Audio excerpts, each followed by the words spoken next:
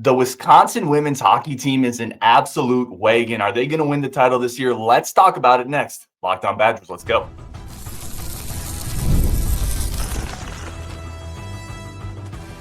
You are Locked On Badgers, your daily podcast on the Wisconsin Badgers. Part of the Locked On Podcast Network, your team every day. What is going on, Badger fans? Welcome to Locked On Badgers, your team every single day.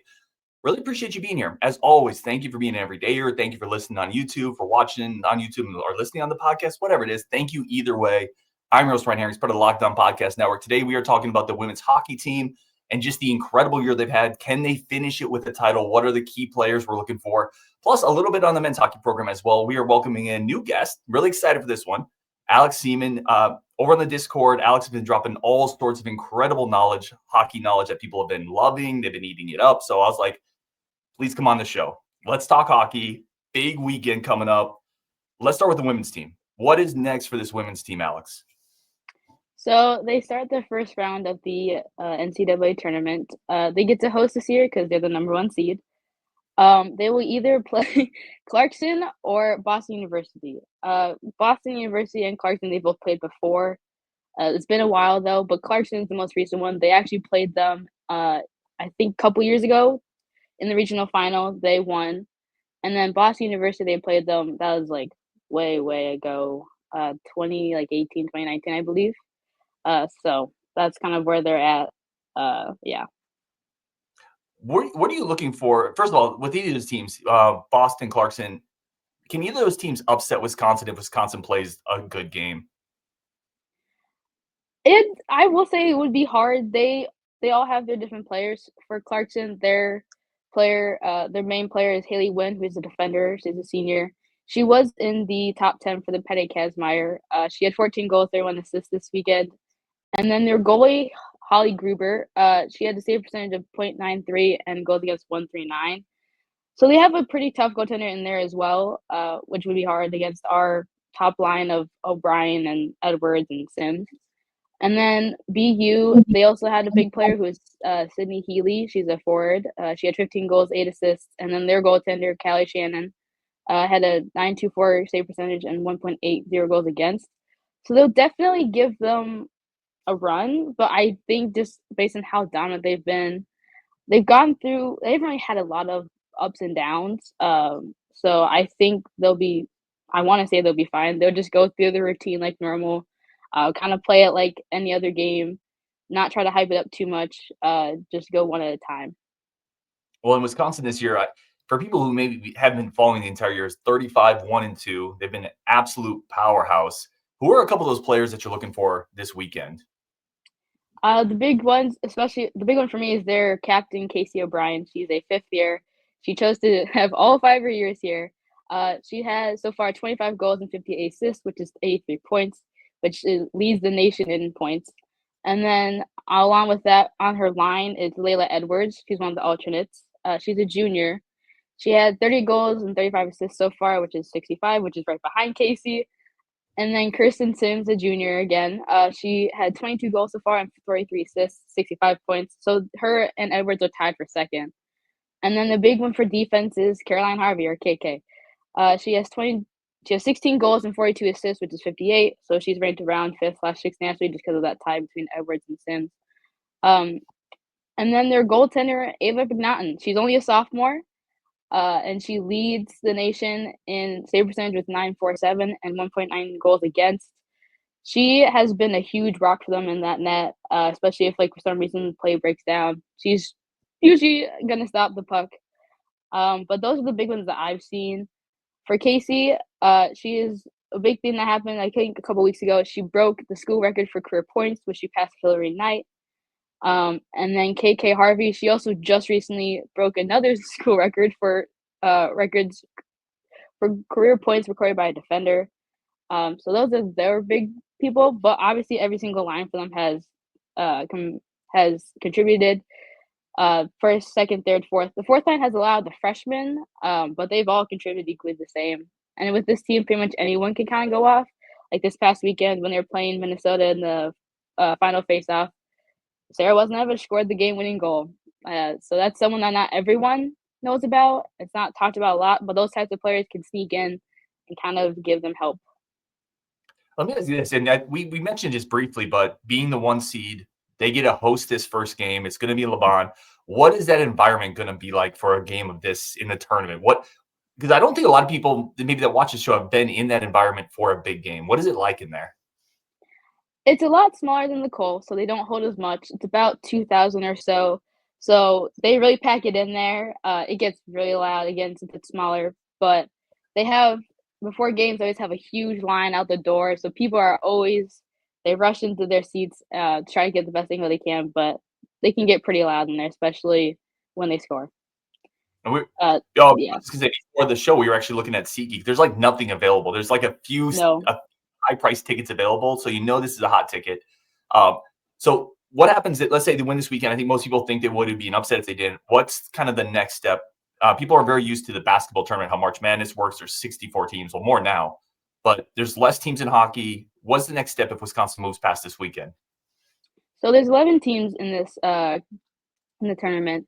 And usually the team it's kind of similar with basketball. Like if you win your like tournament for your conference, you're automatically in. And since we won, we obviously got an automatic bid, but we were also first in our conference, so it's kind of hard not to put us in the tournament. But so we'll either play Clarkson or Boston University, and then the other games are Ohio State will either play St. Lawrence or Penn State.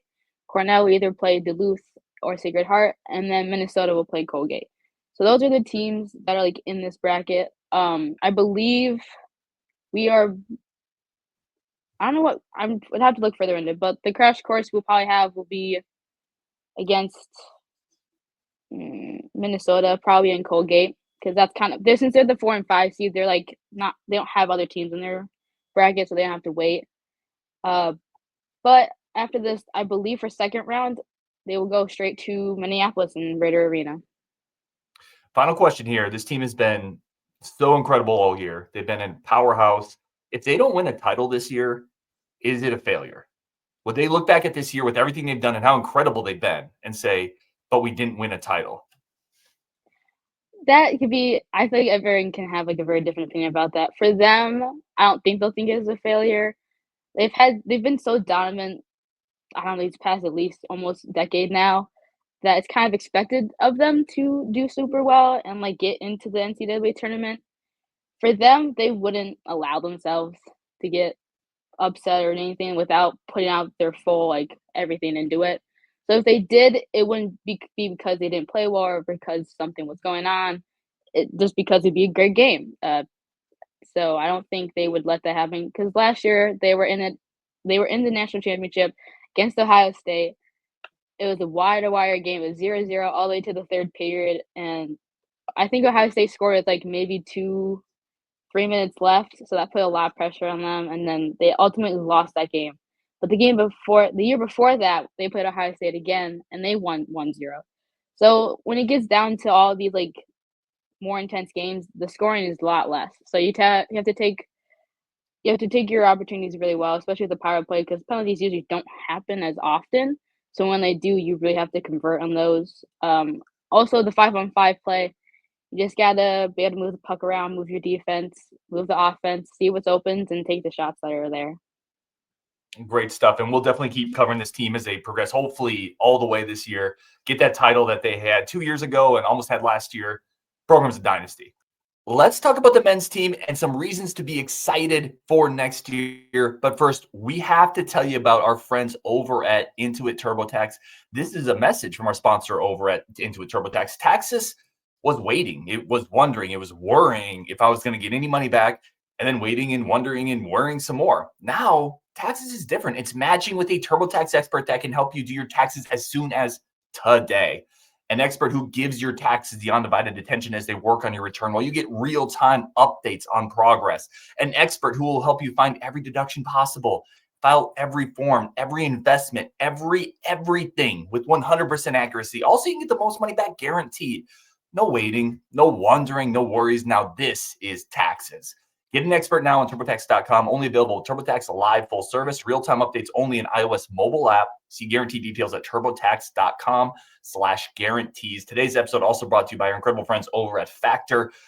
I've talked about it. Factor is something I need. If you're looking to optimize your nutrition this year, Factor makes eating well with chef-prepared, dietitian-approved meals easy. Fresh, never frozen, ready to heat and eat in just 2 minutes, and they are delicious, capital D, with over 40 options across 8 dietary preferences every week you can customize. And their website's awesome. You go to the website, you can pick exactly what type of meals you want. So you're getting exactly what you want in your fridge. It's easy, it's fast, it's simple. Again, I've talked about it. I'm a hunter-gatherer type, but I can't really hunt and I don't gather that well. So Factor does it all that for me. They make it simple and easy. I try their protein meals, which I really like. So I got to get more of that in my life. Eat smart with Factor. Get started with factormeals.com/LockedOnCollege50 with the number 50 off. That's code LockedOnCollege50 off, and you get 50% off your first box plus free shipping. That's crazy. It's already really inexpensive, and now you're getting 50% off. That's code LockedOnCollege50 off at factormeals.com/LockedOnCollege50 off to get 50% off your free 50% off your 50% off your first box plus shipping. Incredible value. You're not going to regret it.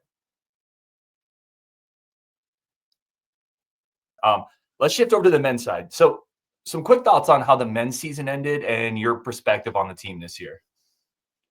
So for them, I know this was a really hard season for them, especially with how last season went, going back into the tournament finally after a while. Mike Hastings has done a really good job, I think, with this program so far. Obviously, this season might show it.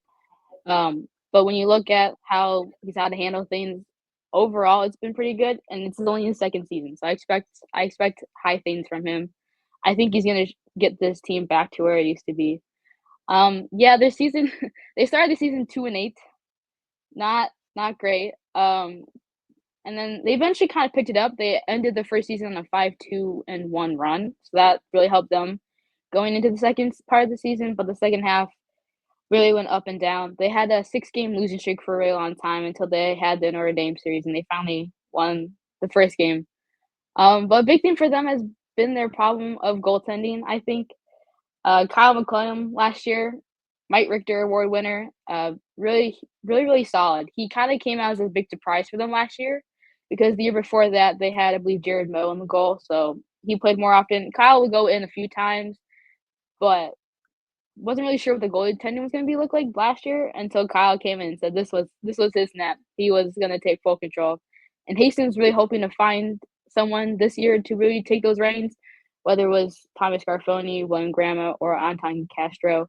Thomas Garfoni was a transfer from RIT. He actually last year was in the top 10 finalists for the Mike Richter Award.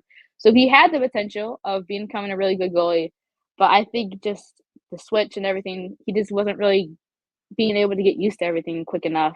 He did pick it up, though, towards the end of the season, especially in the tournament, in the Big Ten tournament. He gave them all the chances they could to win those 3 games. The team just couldn't help him. But a bright spot for them is that top line that they had of Finley, Morrissey, and Rylan Mosley. Mosley was a transfer, another grad transfer that they got. Morrissey was a freshman, and then Finley is a sophomore, so he was here last year. That line contributed to a good chunk of their games. I mean, I think I read at least 42%. That was a little bit ago, but, like, that's a high percentage from a top line there. But another thing I would say is that their Friday to Saturday game difference. Fridays, they would play great. Sometimes they get a shutout. Sometimes they would win a hard, gritty win. But when it came to Saturdays, everything broke down for them. They didn't look like they were Friday. It looked like 2 completely different teams sometimes. And I know consistency is a big thing. That was a big problem. And Hastings established that a lot. He was like, our consistency throughout the whole season just wasn't there. They couldn't play a complete game of hockey sometimes. I read that at least majority of their games going into the third period, they either had the lead, were down by a goal, or they were tied. So it's not like they were getting blown out every single game, even though sometimes some scores showed that. But that's also because of empty netters. But they were able to stay with a lot of the teams that they played. They might not have had, like, the most talent, as, like, a lot of people have stated, and they know they aren't the most talented group. But when they played their game of hockey, it was pretty hard to stop them. But then again, that only came in little spurts. So they needed to be able to find that consistency, which I hope they will find next year. Well, and to your point, a little bit of a younger team, a lot of kind of close losses. It feels like you can look at those 2 things and say, that gives me hope and some optimism going into next year. Oh yeah, for sure. They had, I believe, 8 again freshmen and then 4 transfers, just like last year. 12 new players. And those grad transfers helped a lot. Mosey eventually became one of the other alternates, just because of his voice in the locker room. And there's big jumps from freshmen Gavin Morrissey and Logan Hensler. Those two definitely stood out for me as freshman wise. Gavin Morrissey again was on that top line. He was a great center, really good at distributing the puck. Won the faceoff really well as well. And then Logan Hensler was a freshman defender. He is projected this year to be in the first round for the draft, so that's a big deal for them. Um, and he kind of came into this more. We weren't sure what Hensler was going to do. We knew that he was probably going to be he was more of an offensive defensive player. So on the power play, he was there a lot. Him and Ben Dexheimer were big people that were on the power play, kind of handling that at the top. And I think he has a lot of room for development, especially defensive wise. Offensive wise, we've seen what he can do. He can get around people. He's a fast skater. He's really tough. So I just think it'll go up from there. And then another big player that really stood out for me is Quinn Finley. His jump from freshman year to now. Last season he had 10 goals and then 6 assists, I believe. And this year, 20 goals and 20 assists. So he at least doubled his goal percentage. And I'm really happy to see him make that type of jump, and I'm really excited to see what he does the next couple of seasons. Also, to note that Mosley, Morrissey, and Finley all were on the Hobie Baker watch list for a while. Not sure where that is now, but that's a big thing. And then just recently, Gavin Morrissey is a top 3 finalist for Big Ten Freshman of the Year. Oh, that's phenomenal stuff, Alex. Thank you so much for jumping on the show, making us all smarter. We're very excited about this weekend. I hope to be able to have you on back on at some point as the women's hockey team hopefully marches all the way to another title. This has been Locked On Badgers. Thank you so much for tuning in. For everybody watching, listening, whatever it is, very gracious, are very grateful for your time. Thank you for that. Very grateful for Alex's time as well on Wisconsin, and we will talk later.